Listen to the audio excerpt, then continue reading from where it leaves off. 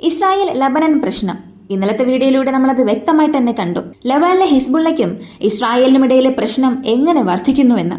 വ്യോമാക്രമണത്തിലൂടെ 400 ലക്ഷങ്ങളാണ് Israel തകർത്തത്. പകരം ഒരേ സമയം 115 റോക്കറ്റുകൾ വരെ ഇസ്രായേൽ പ്രദേശങ്ങളിലേക്ക് ഹിസ്ബുള്ള വിക്ഷേപിച്ചു. ഇസ്രായേലിന് സാരമായ ഒരു നഷ്ടം വരുത്തുകയും ചെയ്തു.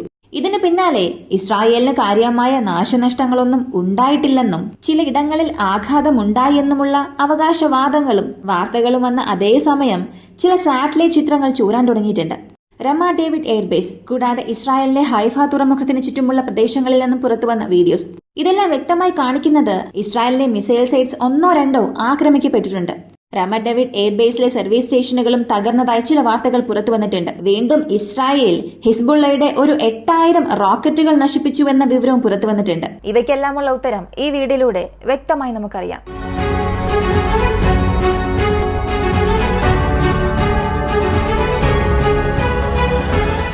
മിഡിൽ ഈസ്റ്റിലെ ഈ പ്രശ്നം ലോകരാജ്യങ്ങളെല്ലാം ശ്രദ്ധിക്കാൻ തുടങ്ങിയിട്ടുണ്ട്. ഐക്യരാഷ്ട്രസഭയും അമേരിക്കയും യൂറോപ്യൻ യൂണിയനും ഒരേ സ്വരത്തിൽ സംസാരിക്കാൻ തുടങ്ങിയിട്ടുണ്ട്. നമ്മൾ ഈ പ്രശ്നം അവസാനിപ്പിച്ചില്ലെങ്കിൽ, ഇസ്രായേലും ഹിസ്ബുള്ളയ്ക്കുമിടയിലുള്ള ഈയൊരു യുദ്ധം അവസാനിപ്പിച്ചില്ലെങ്കിൽ ഇത് മനുഷ്യരാശിക്കുള്ളിലെ വൻ നാശമായി മാറും. ഈ യുദ്ധം ഇങ്ങനെ വലുതായിക്കൊണ്ടിരിക്കുകയാണെങ്കിൽ ലബനനിൽ ഒരു വൻ നാശമോ അല്ലെങ്കിൽ ഇസ്രായേലിൽ ഒരു വൻ നാശമോ ഈ ഒരു യുദ്ധം തുടക്കമിടും. അതിനുള്ള അവസരങ്ങൾ എന്തൊക്കെയാണ്, അതിനുള്ള കാരണങ്ങൾ എന്തൊക്കെയാണെന്ന് ചോദിച്ചാൽ, ഇപ്പോ വ്യോമാക്രമണം, ഡ്രോൺ ആക്രമണവും ഈ രണ്ട് പ്രദേശങ്ങൾക്കിടയിലും നടക്കുന്നുണ്ട്. ഇന്നലെ ഇസ്രായേൽ പ്രധാനമന്ത്രി ബെഞ്ചമിൻ നെതന്യാഹു ഒരു കാര്യം പറഞ്ഞു. ശത്രുവിനോട് ഞങ്ങൾക്ക് പറയാനുള്ളതെല്ലാം പറഞ്ഞു. ഒരുപക്ഷെ അവർ മനസ്സിലാക്കിയിട്ടുണ്ടാകാം. മനസ്സിലാക്കിയില്ലെങ്കിൽ വരും ദിവസങ്ങളിൽ തീർച്ചയായും മനസ്സിലാകും. ഇദ്ദേഹം ഇൻഡയറക്റ്റായി പറഞ്ഞത് ഹിസ്ബുള്ളയ്ക്കിപ്പോ ഞങ്ങൾ നൽകിയിരിക്കുന്നത് ഏറ്റവും വലിയ ഒരു മുന്നറിയിപ്പാണ്. ഇത് മനസ്സിലാകാതെ ഹിസ്ബുള്ള തുടരുകയാണെങ്കിൽ, ഇസ്രായേൽ അതിർത്തികളിൽ ഹിസ്ബുള്ളയുടെ പ്രവർത്തനം വീണ്ടും തുടർന്നാൽ വരും ദിവസങ്ങളിൽ, വരും ആഴ്ചകളിൽ ഹിസ്ബുള്ളയ്ക്ക് വൻ തിരിച്ചടി ഞങ്ങൾ നൽകും. ഇസ്രായേൽ പ്രതിരോധ മന്ത്രി, IDF വക്താവ്, IDF ചീഫ് കമാൻഡർ എല്ലാവരും ഒരു കാര്യം ഇപ്പോൾ സ്ഥിരീകരിച്ചു. അവരുടെ ശ്രദ്ധ ഇപ്പോൾ വടക്കൻ ഭാഗങ്ങളിലേക്ക് പോകാൻ തുടങ്ങിയിട്ടുണ്ട്. വടക്കൻ മേഖലയിലേക്ക് ഈ ഒരു യുദ്ധം വ്യാപിക്കുന്നു. ഇത് ഈ രണ്ട് രാജ്യങ്ങൾക്കും ഒരിക്കലും നല്ലതല്ല. 2 ദിവസം മുൻപ് ഹിസ്ബുള്ള 115 റോക്കറ്റ്സ് വിക്ഷേപിച്ചു, വലിയ പ്രശ്നമൊന്നും ഇല്ല എന്നവർ പറഞ്ഞല്ലോ. ഇത് രമ ഡേവിഡ് എയർബേസ് ആക്രമണത്തിന് ഒരാഴ്ച മുൻപെടുത്ത ചിത്രമാണ്. ഇത് ഏറ്റവും പുതിയ ആക്രമണത്തിന് ശേഷം എടുത്ത ചിത്രമാണ്. ഇവ രണ്ടും നോക്കിയാൽ ഹിസ്ബുള്ള വിക്ഷേപിച്ച റോക്കറ്റുകൾ 3 ഇടങ്ങളിൽ ഇമ്പാക്ട് ഉണ്ടാക്കിയിട്ടുണ്ട്. ഈ 3 സർവീസ് സ്റ്റേഷനുകൾ എന്നാണ് പറയുന്നത്. പക്ഷെ ഇസ്രായേൽ ഇതിനെക്കുറിച്ച് വലിയ രീതിയിൽ ഒന്നും പറഞ്ഞിട്ടില്ല. ഇവിടെ നാശനഷ്ടം ഉണ്ടായി എന്ന് പോലും പറഞ്ഞിട്ടില്ല. അപ്പോ ഈ യുദ്ധത്തെ സംബന്ധിച്ച് പല കാര്യങ്ങളും പുറത്തു വരുന്നില്ല. ലോകത്തിന്റെ കണ്ണിൽ നിന്നും ഒരുപാട് കാര്യങ്ങൾ മറച്ചു വയ്ക്കപ്പെടുന്നു. ഇവിടെ ഹിസ്ബുള്ളയുടെ തന്ത്രവും ഇസ്രായേലിന്റെ തന്ത്രവും വളരെ വ്യക്തമാണ്. ഹിസ്ബുള്ളയെ സംബന്ധിച്ചിടത്തോളം അവരിപ്പോ ഇസ്രായേലിന്റെ അയൺ ഡോം ഇന്റർസെപ്റ്റർ മിസൈൽസിനെ ഡ്രെയിൻ ചെയ്യാൻ തുടങ്ങിയിട്ടുണ്ട്. കാരണം യുദ്ധത്തിന്റെ തുടക്കത്തിൽ ഈ ഒരു ഗാസ വാർ വന്നതിന് ശേഷം കഴിഞ്ഞ ഏപ്രിൽ മാസത്തിന് മുൻപ് വരെയും ഇസ്രായേൽ ധാരാളം ഇന്റർസെപ്റ്റർ മിസൈലുകൾ ഉപയോഗിച്ചിരുന്നില്ല. കാരണം ഹിസ്ബുള്ളയിൽ നിന്നും വരുന്നത് അത്ര കൃത്യതയില്ലാത്ത റോക്കറ്റുകളും മിസൈലുകളുമാണ്. അത് ഒരിടത്ത് വന്ന് വീഴുമ്പോൾ മിക്കപ്പോഴും 80% അത് തുറന്ന നിലത്താണ് വീഴുന്നത്. പക്ഷേ പ്രശ്നം എവിടെ നിന്ന് ആരംഭിച്ചു എന്നറിയണ്ടേ? ഈ ഏപ്രിൽ മാസത്തിന് മുൻപ് വരെയും കണക്കെടുത്ത് നോക്കിയാൽ കൂടിപ്പോയാൽ ഒരാഴ്ചയിൽ 20-30 റോക്കറ്റുകൾ മാത്രമേ അകത്തേക്ക് വരൂ. ഇപ്പൊ 30 റോക്കറ്റുകൾ അകത്തേക്ക് വന്നെങ്കിൽ അതിൽ 80% തുറന്ന നിലത്തേക്ക് വീഴുന്നു.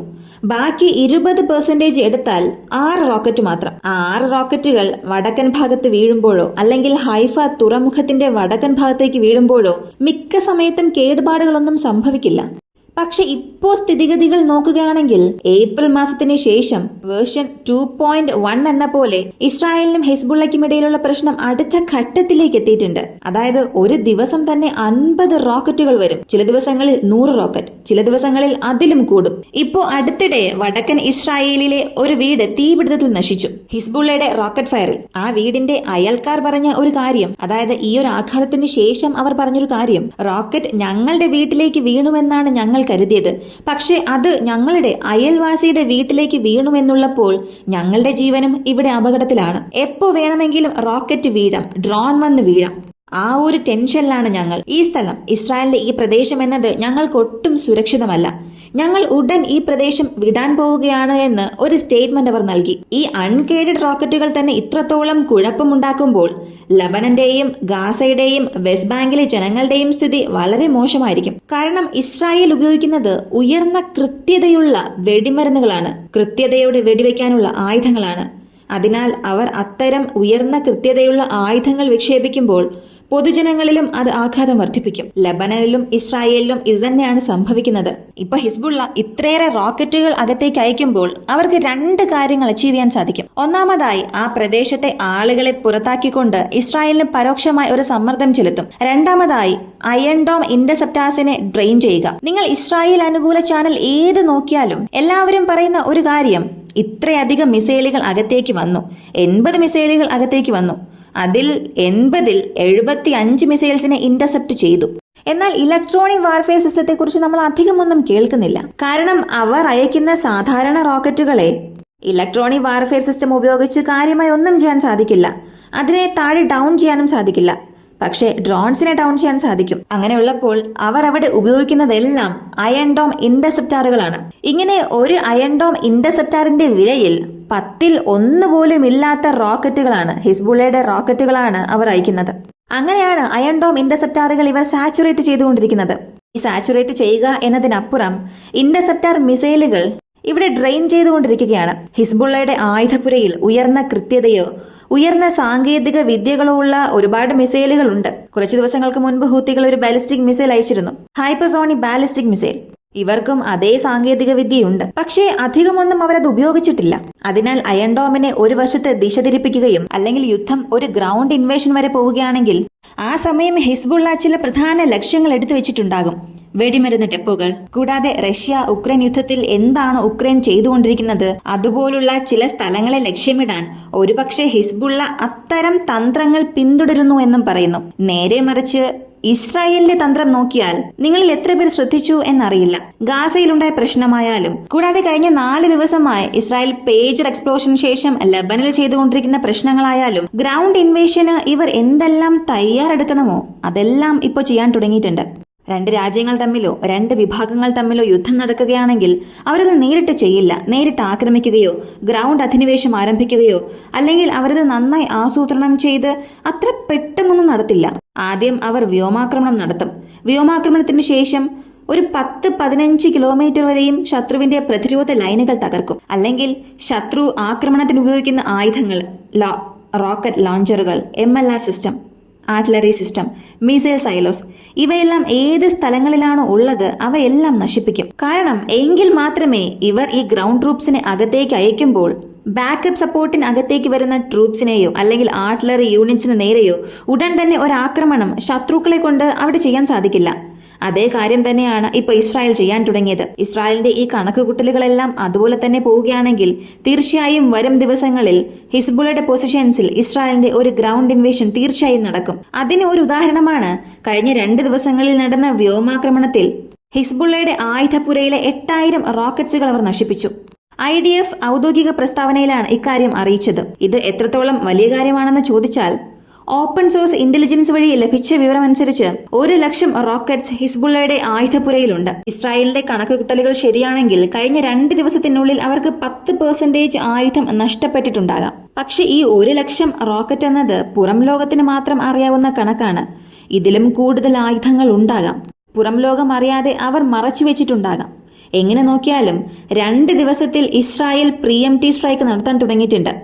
ഇസ്രായേലിന്റെ ഗ്രൗണ്ട് ഇൻവേഷന്റെ ആദ്യ പടിയാണിത്. അമേരിക്കയും ഇതിനെക്കുറിച്ച് പല കാര്യങ്ങൾ പറയാൻ തുടങ്ങിയിട്ടുണ്ട്. ഞങ്ങൾക്ക് എന്തെല്ലാം ചെയ്യാൻ കഴിയുമോ അതെല്ലാം ചെയ്യാൻ തുടങ്ങിയിട്ടുണ്ട്. ജോ ബൈഡൻ വൈറ്റ് ഹൌസിൽ നൽകിയ ഒരു ഇന്റർവ്യൂവിൽ പറഞ്ഞത്, ഇസ്രായേലും ഹിസ്ബുള്ളയും ഒരു യുദ്ധത്തിൽ എത്തില്ല.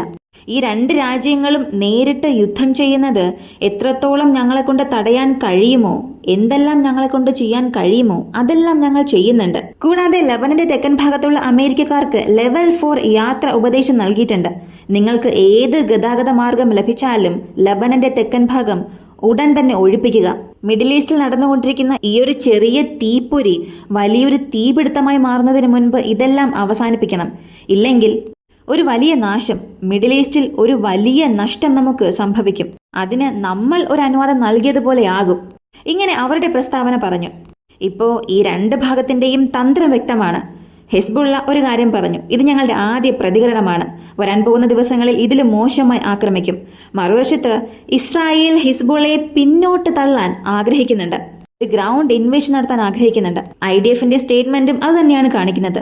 ബെഞ്ചമിൻ നെതന്യാഹുവും അത് തന്നെ പറഞ്ഞു. ഞങ്ങൾ ഹിസ്ബുള്ളയെ ഈ ഒരു പ്രദേശം വിട്ട് പിന്നോട്ട് തള്ളുന്ന ആ ഒരു ദിവസം, അന്ന് മാത്രമേ നോർത്തേൺ പ്രദേശത്തേക്ക് ഞങ്ങളുടെ ജനങ്ങളെ ഞങ്ങൾ തിരികെ കൊണ്ടുവരികയുള്ളൂ. ഇതെല്ലാം ഇങ്ങനെ സംഭവിച്ചുകൊണ്ടിരിക്കുമ്പോൾ ഹിസ്ബുള്ളയുടെ ആക്രമണം ഉള്ളവരെയും വടക്കൻ ഭാഗം ഒരിക്കലും സുരക്ഷിതമല്ല എന്ന് പറഞ്ഞു. അങ്ങനെയാണെങ്കിൽ അവരെ പിന്നോട്ട് തള്ളാൻ ഇസ്രായേൽ വലിയൊരു പദ്ധതി തന്നെ ആസൂത്രണം ചെയ്യുന്നുണ്ട്. ഇതിനിടെ 2 ദിവസം മുൻപ് നടന്ന വ്യോമാക്രമണത്തിൽ ഹമാസിന്റെ പൊളിറ്റിക്കൽ ലീഡറായ യഹ്യ സിൻവർ മരിച്ചതായി ഒരു വിവരം പുറത്തുവന്നു.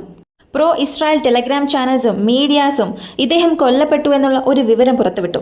ഇത് ഇപ്പോൾ ഒരു ചെറിയ സ്പാർക്കായി റേസ് ആകാൻ തുടങ്ങി. ഇതിന്റെ സത്യാവസ്ഥ എന്താണെന്ന് ഇന്നും അറിയില്ല. അവിടെയുള്ള കമ്മ്യൂണിക്കേഷൻ ലോസ് ആയി എന്ന് പറയുന്നുണ്ട്. അതുകൊണ്ട് കൊല്ലപ്പെട്ടിട്ടുണ്ടാകുമോ അല്ലെങ്കിൽ മറ്റെന്തെങ്കിലും പ്രശ്നമാണോ എന്നുള്ളത് വരും ദിവസങ്ങളിൽ മാത്രമേ അറിയാൻ സാധിക്കൂ. എന്നാൽ ഇപ്പോൾ ഇതൊരു ന്യൂസ് മാത്രമാണ്. ആരും ഇതുവരെ സ്ഥിരീകരിച്ചിട്ടില്ല, വെരിഫൈ ചെയ്തിട്ടില്ല. എങ്കിലും ഈ ഒരു വാർത്ത പറയാൻ കാരണം അദ്ദേഹവുമായിട്ടുള്ള കമ്മ്യൂണിക്കേഷൻസ് ഇപ്പോൾ കട്ടായിട്ടുണ്ട്. ഒരുപക്ഷെ ഇതിന് പുറകിൽ ചില പ്രശ്നങ്ങൾ ഉണ്ടാകാം. അതുകൊണ്ടാണ് ഇക്കാര്യം ഞാൻ ഇപ്പോൾ തന്നെ പറഞ്ഞത്. ഈ ഒരു വീഡിയോയെക്കുറിച്ചുള്ള നിങ്ങളുടെ അഭിപ്രായം കമന്റിൽ പറയുക. പ്രത്യേകിച്ച് ലെബനനും ഇസ്രായേലും ഒരു വലിയ യുദ്ധത്തിന് തയ്യാറെടുത്തുകൊണ്ടിരിക്കുകയാണ്. ഈ ഒരു യുദ്ധത്തിന്റെ അവസാനം ആർക്കായിരിക്കും വിജയം ലഭിക്കുക, ആരായിരിക്കും പരാജയപ്പെടുന്നത്? ഈ ഒരു വീഡിയോയെക്കുറിച്ചുള്ള നിങ്ങളുടെ അഭിപ്രായം കമന്റിൽ പറയുക. വീഡിയോ ഇഷ്ടമായാൽ ലൈക്ക് ചെയ്യുക, ഷെയർ ചെയ്യുക. നമ്മുടെ ചാനൽ ആദ്യമായി കാണുന്നവരാണെങ്കിൽ മറക്കാതെ സബ്സ്ക്രൈബ് ചെയ്ത് സപ്പോർട്ട് ചെയ്യുക. മറ്റൊരു വീഡിയോയുമായി വീണ്ടും കാണാം.